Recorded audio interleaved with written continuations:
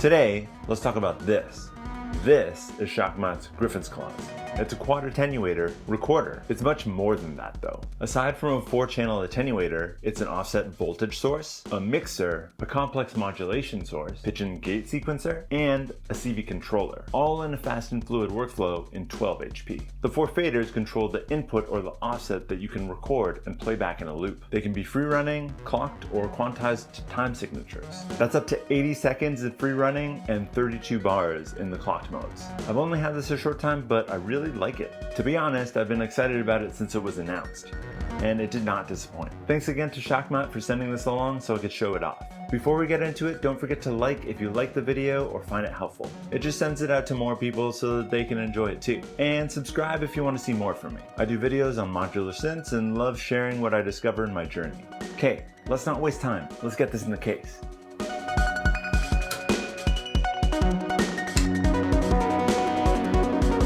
So here's Griffin's clause in the case. We've got all the inputs and outputs at the top, faders in the middle, and buttons down at the bottom. It's a really nice layout, the placement of everything's really nice, and the faders are nicely spaced out, so they're easy to get to. So it's comfy. There's a couple menus, but they're pretty streamlined and easy to get the hang of, and they're well labeled on the panel, so it should be pretty clear after we go through it. Each channel has an input for CV or audio, output, which cascade mixes to the next output, fader for attenuating, and a record button for recording the fader. Channels 1 and 4 have gate outputs for related gate and triggers for the changes on the faders. Super helpful. Clock and reset inputs are up here, and there's buttons to bypass or erase the recordings, and a function button to access the menus, but we'll get to that in a little bit. Let's patch something up.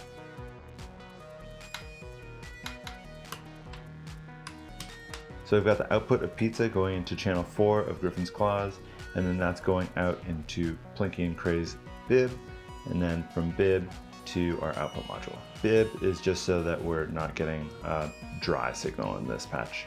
With nothing patched into the channel 2 input, it's attenuating the offset voltage that's normal to the input. Basically acting like 5 or 10 volts is patched into the input. And that output from channel 2 is going to the index mod of pizza. So if we move fader 4 up, we can hear pizza, and if we move fader 2, we can hear the timbre change.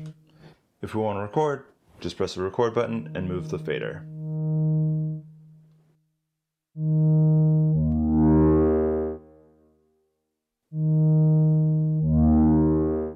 Notice how the light on the fader always indicates the level of that attenuation.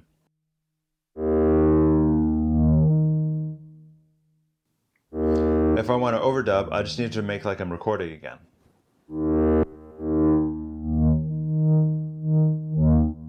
I can make small overdubs, or can overdub the whole thing, or even longer, and the buffer will just keep the most recent part that played last.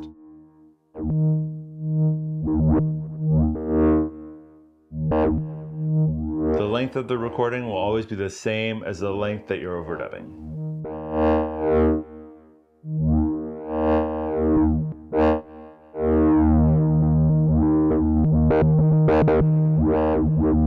I can bypass or mute the recording by pressing direct and the channel button. Now I have direct control.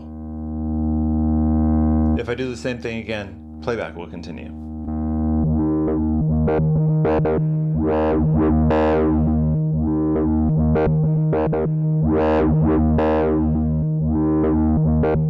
I can erase the recording by pressing erase and the channel button. Now, can I record multiple channels at once? Yes, just like this. I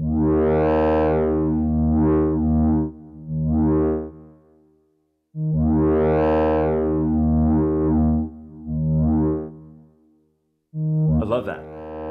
Let's clear this out before we continue.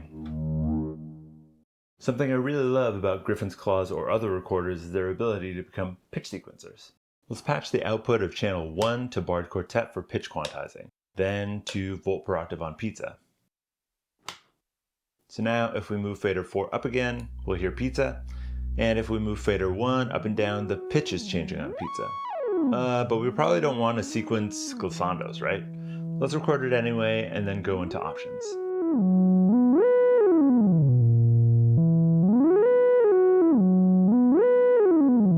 Press quantizing direct and erase at the same time goes to options. Notice the light between the two buttons are lit up. Just like the gray around the buttons here, all the option settings are in the same gray. Here you can change the frequency for gates 1 and 4. They can be per change or at the end of a cycle. You can turn on select bus on or off. So this is part of Shakmat's growing ecosystem that works with Harlequin's context.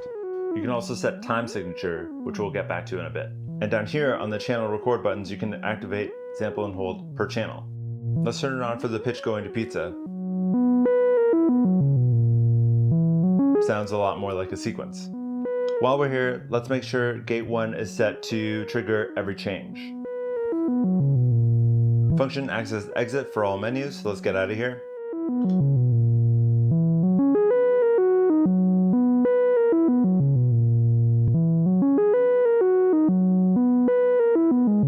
Let's set pizza into envelope VCA mode, and then patch gate 1 to sync input on pizza. That's where it's expecting a trigger. Now, every change the fader makes, it'll send out a trigger. And now that that's working, let's create a more musical sequence. So erase the previous sequence and record a new one.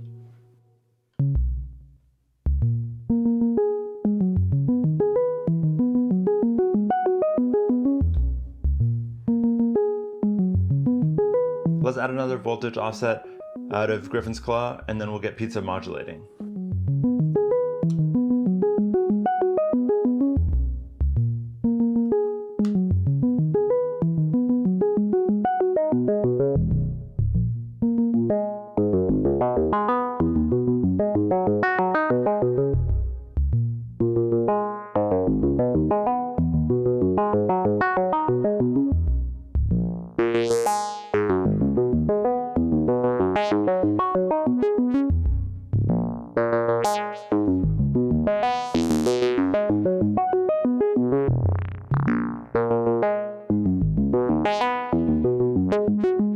I think that's so cool. The related triggers on the gate out means all you need to do is move the fader and you get something pretty fun and dynamic. And adding modulation is just as easy.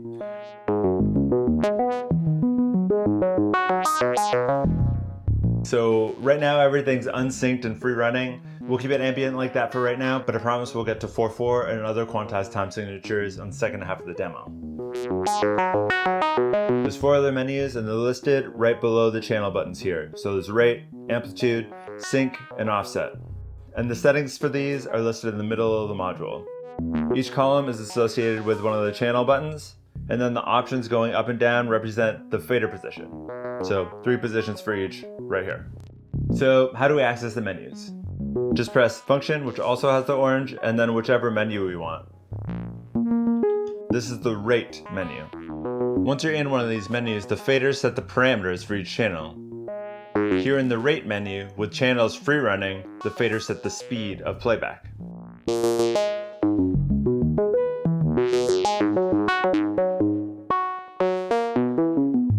If the channel is clocked, rate would act as a clock divider with multiplied or divided by 2.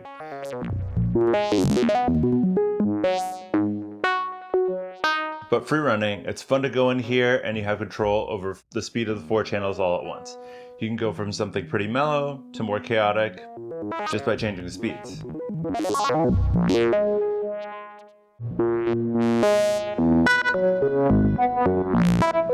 Alright, let's check out the next menu.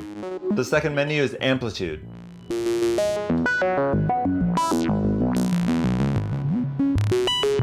The faders here set the overall amplitude from 0 to 100% to rein in that modulation range.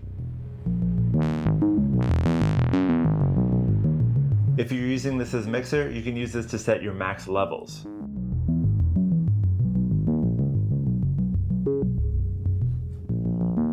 So that means that when I go back over here and I slam that fader, it only goes so loud. Really cool. The third menu is sync. The faders here set free running, clocked, or quantized. We'll need to clock Griffin's Claws to show that off. Let's take the pulse from noise tools and put that into the clock input. Griffin's Claws is now clocked, but these channels are still free running. Since we're in the sync menu, if we move fader 1 up, it starts blinking. Now channel 1 is clocked, so if we change the speed of the pulse, the channel speeds up as well.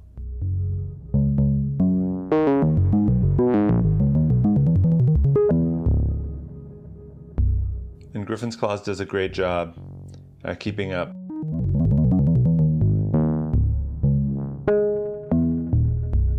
With what's going on that clock. We can also set it to be quantized and adhere to a time signature. So if we move the fader all the way up, notice how it's blinking in a pattern indicating the start of the bar, in this case 4/4. If I exit this menu and record a new sequence, it now adheres to 4/4 time.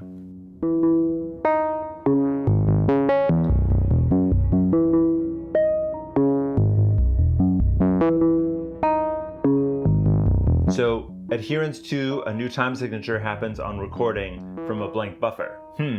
That might be cool for later. Let's get a second oscillator going to make this a little bit more interesting.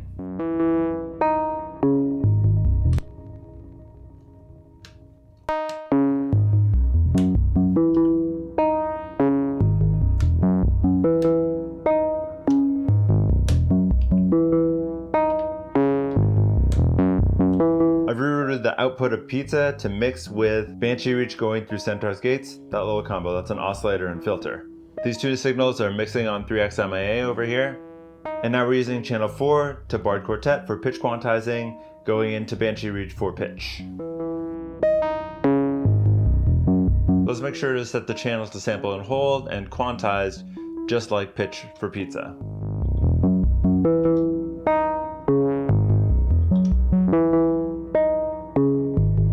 So that's in the right setting. Banshee Reach over here, just droning. Let's record a new sequence for Banshee Reach.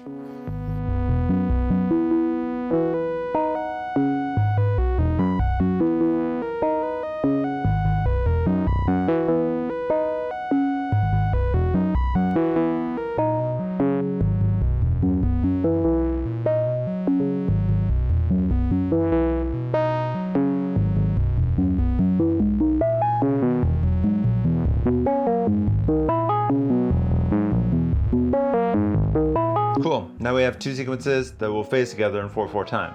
Even if I erase one of the sequences and record a longer sequence, it'll still match up in 4/4 time.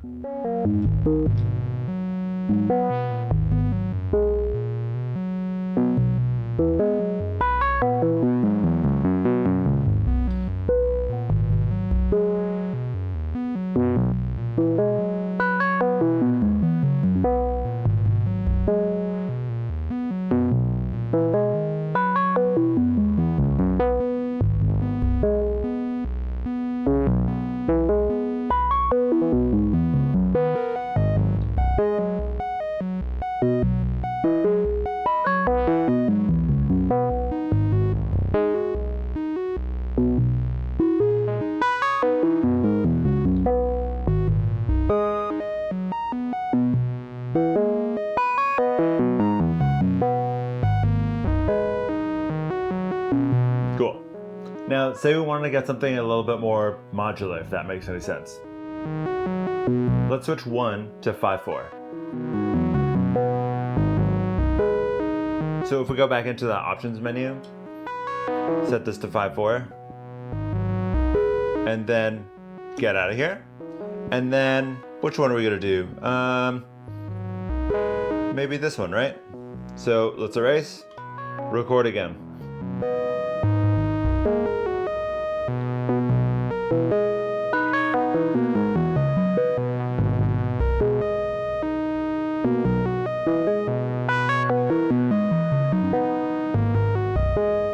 Now we have more of an evolving sequence as they roll around each other in phase. I really like that it works like this because it means that you can keep things really fixed, but then kind of expand out into new territory really easily.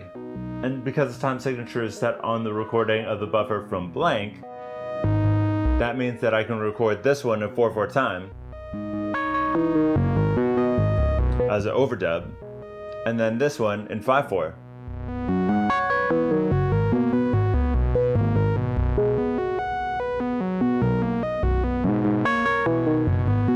and that evolving feel is still going to keep happening.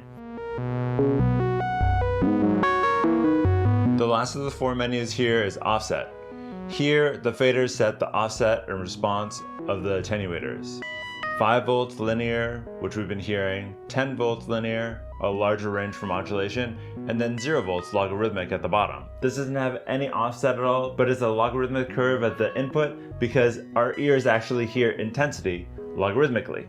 I never knew that before. Anyway, if you're using this as a mixer, that's a perfect way for the faders to work. Something I haven't mentioned yet is saving and recording. Let's get into that now. Just follow the orange text. So if we look underneath direct and erase, we have load and save.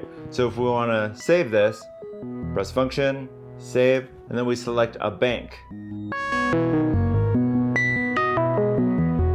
We can select banks with the sliders and then slots with the buttons. So press save again to confirm, and then once that's done blinking, it is saved. So it's saved. If we record something else,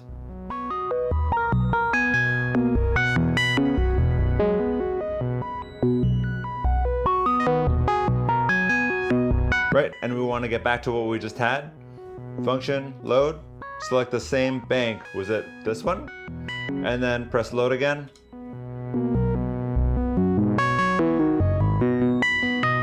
And we're back exactly where we were. And since I have this patched up halfway already, let's get a jam going.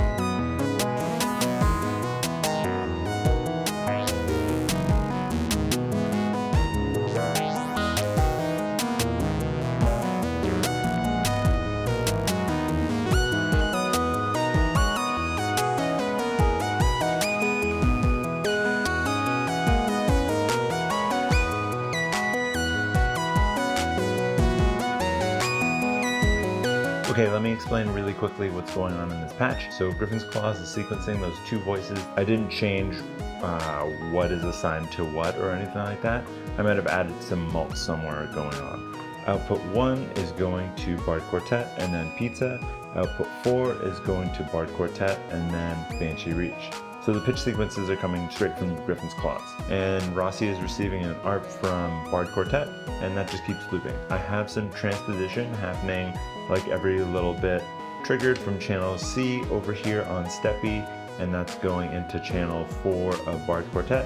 And that is another ARP, but that's just incrementally within the same octave, just changing these notes every little bit. So it's basically shifting the notes that are going to Pizza and Banshee Reach, so you have the sense of progression. It doesn't feel like the same loop over and over again. For a lot of the jam, I had 5/4 time signature going for pitch on Banshee Reach and then 4/4 for Pizza. Later in the jam, when energy was picking up, I switched Banshee Reach to 4/4 times so that everything would be more so locked and synced. I decided to add the second channel of Centaur's gates in here, so we're using serial mode, going one after the other. Then out of the outputs, we're having both a filter, but then this VCA with feedback. So it's adding a little bit more oomph to what's coming out of Banshee Reach already. Banshee Reach is getting modulated in terms of shape from Griffin's Claws, this mult here. Let's see what else. Oh, I forgot to mention, this LPG is what is helping me out with Rossi. So Rossi is going through that. It's receiving an envelope from Triple Steeple down here, and that is receiving clock as well. Neo Trinity doing a little bit of modulation, but it's also sequencing the hats on channel D here. And then partway through the jam, I decided to change the clock to like double the time than what it was. So it sort of picked up everything that was going on, all the modulation is going faster, including the hats, which is basically the main thing that I was interested in. Bard Quartet was in the same harmony position the whole jam, so steppies, sequencing drums, the kicks and claps and stuff like that. Yeah, there's some probability going on there, and I messed around slowly as things happened. So there's some other bits going on, but I think like that's the main thing. I'm sequencing and modulating from Griffin's claws and just using that as one element in this whole jam to sort of mold and like change things and change timbres, change the mixing on 3XMIA. So I have the two voices coming in here. So this is Pizza, Banshee Reach, and then down here is Rossi, I think. And Bid doing all the effects stuff in the whole patch. This patch was really fun. When I started the jam, I had no idea where it was going to end up. That's part of the thing that I absolutely love about modular. Like, you could plan out a set, and tools like Griffin's Claws with Harlequin's context gives you a lot more of that planning ability. But if you're just sort of along for the ride, it brings you to some really interesting places.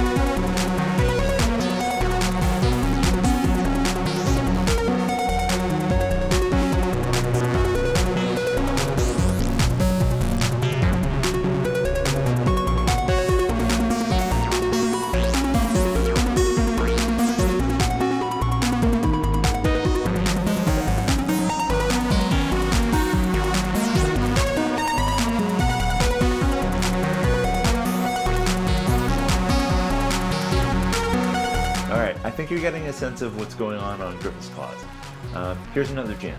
The main thing happening in this patch is Griffin's Claws is mixing 2 synths.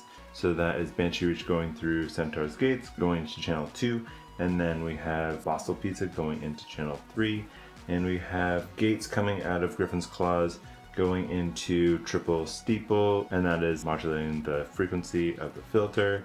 Other than that, it's my regular tricks with the Bard Quartet, switching up harmony just to change the notes that are being fed into the patch. Bib doing effects up here, Clock from Noise Tools, Steppy doing all the drum stuff with probability, which is really great. And Night Scallop is sequencing all the hats. All the drums are on Rample. The drums, kick and snare are going through Centaur's Gates, and that is in VCA feedback mode. So it's getting a little bit of feedback and the drive is turned up. So we're getting a lot more presence to those drums. It's pushing those drums a little bit more.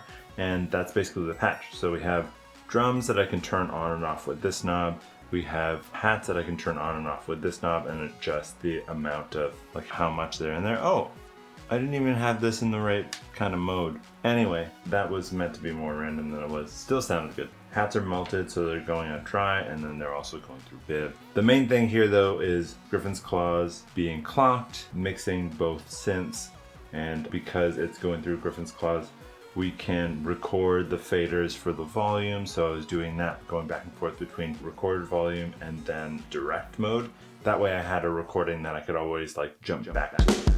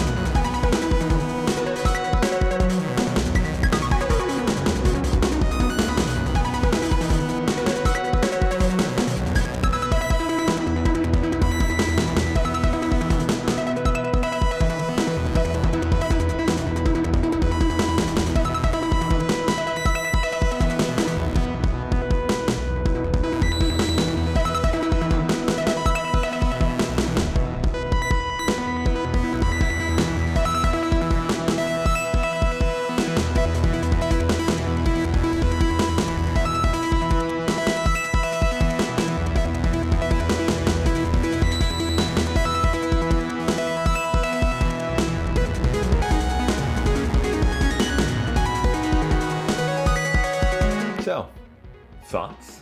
After hearing the jams of this module, it's pretty clear how powerful having 4 recorders in the case is. And that's all at once too. If there are 4 aspects of your patch that you want to give movement or melody, this is a great choice. That combination with time signatures is kind of like a superpower. Actually, the 3 things: time signatures, sample and hold, and trigger outs. It's one of my favorite workflows. The trigger out is one of my favorite features on the Bard Quartet, and I'm excited that that workflow is going to get into more cases. It's just a really convenient way to sequence.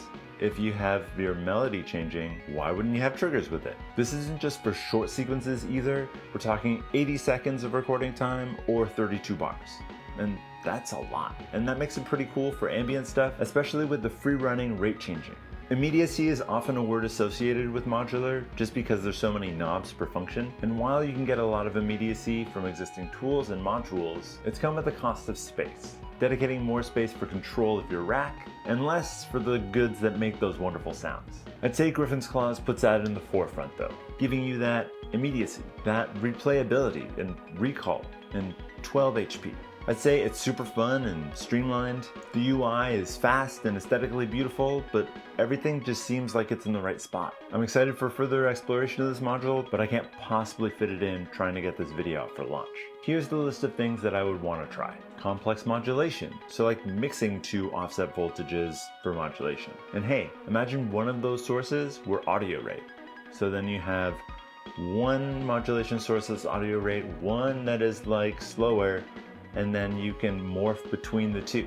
That sounds like fun. I think this would also be a blast modulating 4 Euclidean sequences for drums or rhythm and a whole patch. I also want to try some different time signatures with reset though. Just think about it. If you have a 7/4 time signature and you are resetting every 16 or 32, you might have some really interesting feels going on. I'm no expert in music theory stuff, but my brain wants to think that that would be cool.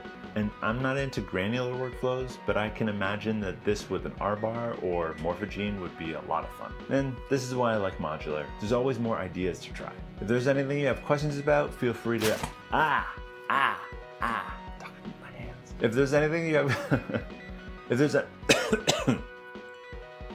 If there's anything you have questions about, feel free to ask down in the comments and I'll get back to you. If I don't know the answer, I'll try and figure it out so that, you get the information that you want. Even if it means like setting up a patch or whatever. Of course, Shakmat will be putting out their own video, and I'm sure that will have all sorts of details. I think Breeze from Earth is also doing a video, so definitely check that out. And yeah, this is the first time that I'm putting out a launch day video thing. So it's been a little bit of a mad dash for sure. I mean, it kind of fits with some of that January energy anyway. Oh, there's a couple more things that I forgot to mention about the module. I'll try and go through it pretty quick. You can chain multiple Griffin's Claws together. There's an analog link on the back, and that will normal the last output to the first output of the next. The spacing and position of the faders is so that if you do this, you'll have evenly spaced faders across multiple modules. I love those details. Oh, this module has USB-C for updates. I'm told you'll still need STM32 software, but not needing additional hardware is a big plus. Saving takes a couple seconds, but loading feels like it's seamless. I think this is because of the time signatures. I feel like the module will switch to that new save slot at the beginning of a bar, but it keeps that whole buffer intact in terms of phase, so you never chop off your sequence partway through. That's something that I've done so many times on Steppy, and it's messed up so many jams. I know that the UI on that you can like press it to hold the button, but sometimes I'm in the wrong mode or I don't hold it long enough. I don't know, it can be a mess. That's probably just a me thing. I put a question out on Instagram asking what people want to know about the module. Karn Black wanted to know what the difference was between Griffin's Claws, Neo Trinity, and Voltage Block. Now, I can't pretend to know Voltage Block because I've never messed with one, but I know there's a lot of fans out there. But I do have Neo Trinity and use it all the time. Anyway, here goes. If I get something wrong, please update me in the comments. Clearly, Voltage Block is the largest of the 3. It has 8 channels of CV outs. The outputs can be 0 to 5 volts in CV. 2 inputs for clock and CV or reset and hold, and I think it can sequence up to 16 steps. And it's also select bus compatible, something Moleko was onto for sure. I'd like to say Voltage Block has a lot of features, but they're rooted in modular, if that makes any sense. Stuff like reverse, random, pendulum, and smooth. It's a sequencer and modulation source, and there's pitch quantization built right in. It seems like it records in a similar way to Griffin's claws, that you press a button and move a slider, but I think it's just recording values as stepped voltage. You can smooth it after the fact, but it's not really capturing any of the articulation of your movements. Again, I could be wrong about that. Someone please tell me if you know. Setup on the module is just a little bit different. I'm not saying it's bad. For instance, when you're selecting step length, you're pressing one of 16 buttons for that length, while the others have quicker ways to get to usable musical timings. Overall, I feel like the Voltage Block is an amazing feature set, and like Variegate, when you're able to take some of those features outside of the module, it really makes that more performable.